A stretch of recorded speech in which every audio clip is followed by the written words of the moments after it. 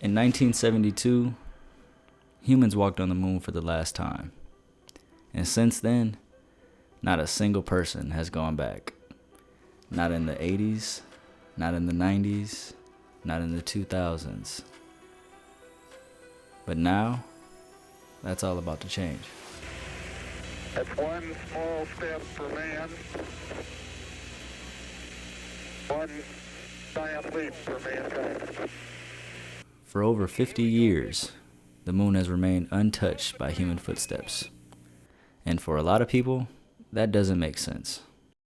We had the technology in the 1960s. So why didn't we go back? Hours, 4 minutes, 32 seconds and counting. Right on time as far as the astronaut countdown is concerned. The prime crew now departing from... Some people believe we lost the technology. Others think it became too dangerous. And some believe... Because we didn't. Because we didn't. Because we did. There are reasons that we're not being told. But the truth is, we didn't just stop going to the moon. In many ways, we lost the ability to go back.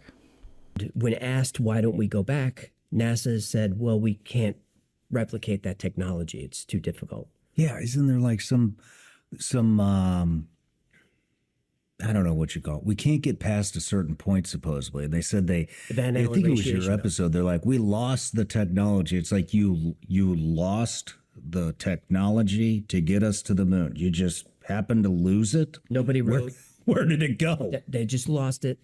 You might be talking about the Van Allen radiation belt. And when asked why don't we go back, the rockets that took humans to the moon, like Saturn V, are no longer in production. The factories were shut down. The engineers retired. And the systems that once worked weren't designed to last forever. Apollo wasn't built for sustainability. It was built to win. They're called F1. I have no idea why it's F1. That's just the number, okay? The thing that to me is just incredible is each one of these engines now, the fuel is kerosene and liquid oxygen, of course, the oxidizer. This thing burns a ton of kerosene and 2 tons of liquid oxygen every second, each engine. That's because when you say, man, this does a ton of whatever, That's you, right. you're doing hyperbole, but you're literally saying a ton of kerosene a second. Right, per engine. So these 5 engines are burning 15 tons of propellant every second. Because the truth is, the moon landing wasn't just about science. It was about competition. But why, some say, the moon? Why choose this as our goal? And they may well ask, why climb the highest mountain? Why, 35 years ago, fly the Atlantic? Why does Rice play Texas? We choose to go to the moon. We choose to go to the moon.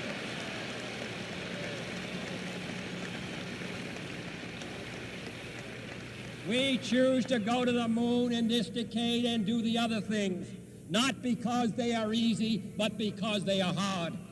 Because that goal will serve to organize and measure the best of our energies and skills. Because that challenge is one that we're willing to accept, one we are unwilling to postpone, and one we intend to win, and the others too. Another victory in the space race as they put 2 manned spacecraft into orbit within 24 hours of each other. Colonel Pavel Povovich and Major Andrei Nikolaev follow in the footsteps of 2 other Russian astronauts, Titov and Gagarin, and thus give the Soviets 4 manned orbital flights against 2 for the United States. Within 72 hours, the first man aloft traveled more than 1,000,000 miles, 4 times the distance to the moon, a distance it would take a jet airliner 2.5 months to fly.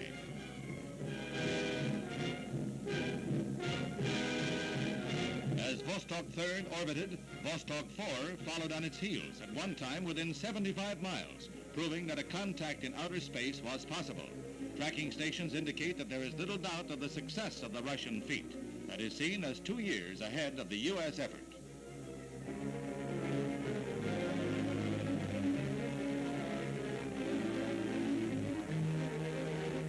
The Soviets made the most of the flight in their worldwide propaganda and televised pictures of the astronauts from outer space. Naturally, there was jubilation in Russia, and the crowds followed the progress of the new heroes in Red Square. Other troubles were forgotten.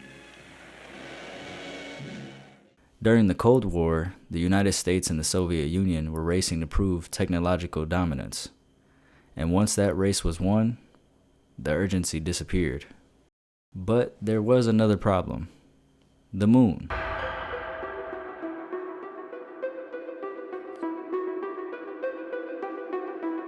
It's incredibly difficult to reach in the first place. It's nearly 240,000 miles away. There is no atmosphere, there's no protection, extreme temperatures. Every mission requires perfect precision. Apollo made it look routine, but it never was. Apollo was one of the most expensive programs in human history. Adjusted for inflation, it cost hundreds of billions of dollars. And once public interest started to fade, so did the funding. So for decades, we didn't go back. Not because we couldn't, but because we didn't see a reason to. Until now. Today, NASA is preparing to return to the moon again through the Artemis program. But this time, the mission is a bit different. See, Artemis isn't about planting a flag. It's about building a presence.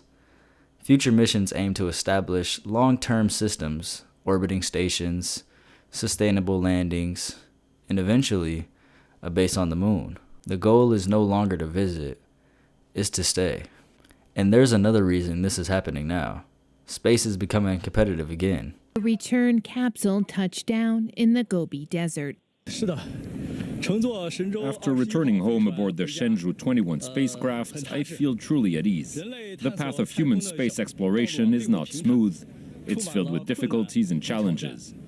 But that's exactly why we choose to walk this path. This mission has been both a training opportunity and a real test. I'm very proud that we successfully completed the mission. Countries like China are rapidly advancing their space programs, and once again, the moon is becoming important. Heating and cooling the habitat more efficient. China has already begun testing their own moon bricks. Their idea is to build this egg-shaped structure called the moon pot vessel. The construction would be done by robots and incorporate traditional Chinese construction techniques with bricks made from lunar soil in addition to 3D printing. In 2024, China began an experiment to create bricks from 5 different simulated lunar soil compositions and tested 3 distinct methods for heating the soil into solid rock. So after more than 50 years, humanity is preparing to return. Not because we suddenly can, but because we finally have a reason to. The moon hasn't changed physically, but our purpose for going has. The countdown to NASA's Artemis II launch is on, and so is the race to colonize the moon. We're not just visiting. We're planning to stay.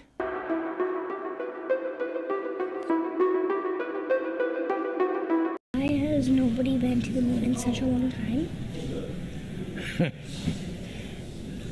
That's not an 8-year-old's question. That's my question. I want to know, but I think I know.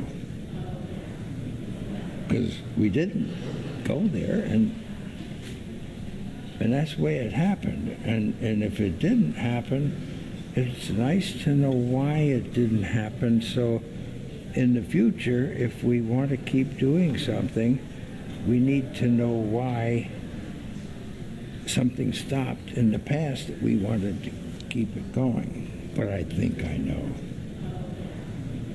Because we didn't.